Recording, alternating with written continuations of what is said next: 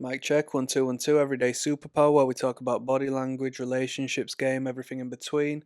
We're going to talk body language, and if you want the real game, we've got a link down in the description which will take you to the Patreon where you'll watch real life dating footage with myself. I'll break down the attraction and repulsion cues. You'll never ever forget that information. Now, let's talk about the angle of the body. This is a vital one, so hold on. If you're interested in reading the minds of people, especially in groups, if not one to one. Is she interested in me? Is she not interested in me? And the vice versa. You need to know this information, right? We're going to talk about the alignment of somebody's body or the angular distance, right? Some may call it blading, body blading, right? So, this is the orientation in space between two people relative to one another, right? It measures how people are sat, laid down, where their feet are positioned in relation to other people. So you're looking at how somebody is sort of positioned in relation to somebody else and what that says about their conscious, if not subconscious mind, right? People face things they like, and people face away from things they don't like. It's the basic principle of attraction and repulsion. We don't want to look at things we find ugly or distasteful or horrible to the eyes and the mind. We want to look at things we find pretty. We want to look at things we find attractive, right? So, this is how our body engages as well as our actual visual, eye contact and connection and so forth, right? So, angular distance shows how interested or disinterested somebody is with another person, especially in correlation to a whole group. There could be 5 people in a group. Pay attention to who's sort of angling towards somebody else. Now, read it at the time. Don't think, oh, yeah, this is the way it is because you've taken a snapshot of a particular moment. Somebody might be telling a good joke, or somebody might be garnering attention through one way or another. It doesn't necessarily mean that they are loved and adored and everybody's attracted to them. It's just in that particular moment they are the center of attention. So that's just a momentary idea. But with that being said, if somebody angles towards you, let's say in a quiet library, when you turn a page and make a noise in doing so, or if you stretch and have a yawn, although quiet, you are garnering attention via movement because there's a part of our brain that pays attention to movement. It's very important. We go still in fear, we freeze in the face of something threatening, but when we are loose and create movement, we garner attention. You will find people might slowly start to angle towards you so they can pay attention to you, right? People orient their shoulders towards people they find appealing and away from those they don't. So when somebody turns around from someone to the degree where you see the back of their shoulder or the side of their shoulder, what do they call that? They say they're giving somebody the cold shoulder, right? Yeah? Makes sense?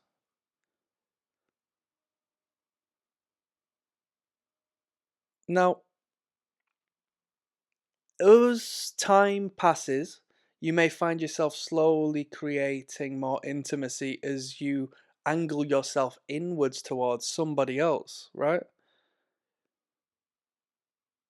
I'm gonna refer to a story of mine as of recent. I was sitting around a circular table, and an older married couple turned up.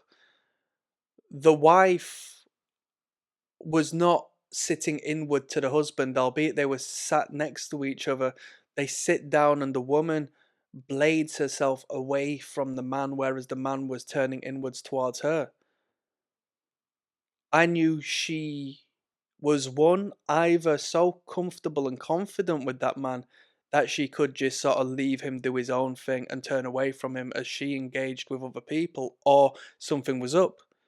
And it turned out that they weren't in the best of positions. And I clocked onto that, even though not knowing these people, purely by the repulsive and negative closed body language that woman showed towards somebody she was supposed to love so close, right?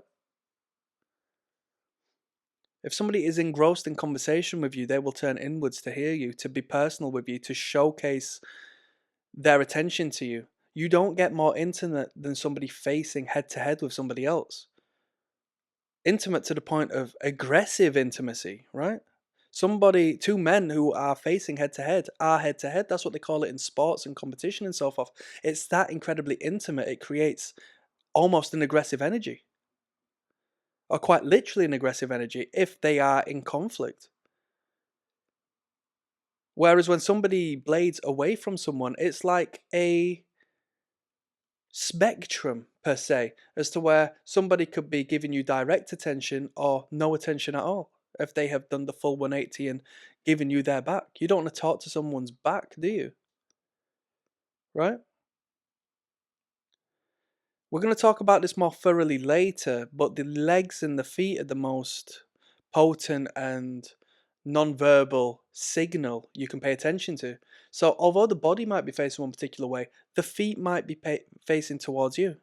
All right? So they may be trying to showcase an air of aloofness, but their feet have given them away because they're not consciously aware of where their feet are pointing.